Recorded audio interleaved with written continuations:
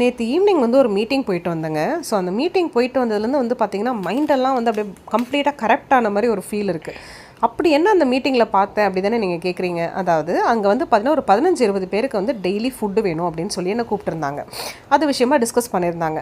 அந்த டிஸ்கஷன்ஸ்லாம் முடிச்சுட்டு அதுக்கப்புறம் அந்த மேம் கிட்ட கேட்டேன், நீங்கள் வந்து சிட்டியில் தான் இருக்கீங்க மேம், ஏன் உங்களுக்கு குக்கு கிடைக்கலையா அப்படின்னு கேட்டேன். இல்லை சந்தியா, குக்கு கிடைக்கிறாங்க, அவங்க கேட்குற என்ன அமௌண்ட் கேட்டாலும் கொடுக்கறதுக்கு நான் ரெடியாக இருக்கேன். 30,000 கேட்டாங்க, 35,000 கேட்டாங்க, 40,000 கேட்டாங்க, எல்லாமே நான் பண்ணிட்டேன் சந்தியா. ஆனால் வந்து குக்கு செட் ஆனால் அவங்களோட ஃபுட்டு செட் ஆகலை, ஃபுட்டு செட் ஆனால் குக்கு செட் ஆக மாட்டேங்கிறாங்க. 2 நாள் வராங்க, 2 நாள் லீவ் போட்டுறாங்க. ஸோ என்ன பண்ணுறதுன்னு எனக்கு புரியல. ஃபைனலாக வந்து யார்கிட்டயா இருந்து வெளியிலேருந்து வாங்கிடலாம் அப்படின்னே நான் முடிவு பண்ணிட்டேன் சந்தியா.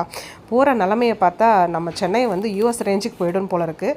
அதாவது நாம் வாங்குகிற சம்பளம் எல்லாத்தையும் வந்து பார்த்திங்கன்னா குக்குக்கும் மெய்டுக்கும் கொடுத்துட்டு நாம் இங்கே என்ன பண்ணுவோம் அப்படின்னு தெரியல. முடிஞ்சால் ப்ளீஸ் தயவு செஞ்சு சொல்கிறேன், எல்லோரும் வந்து சமைக்க கற்றுக்கோங்க. ரொம்ப ரொம்ப இம்பார்ட்டன்ட்ங்க. ஃப்யூச்சரில் சமையல் வந்து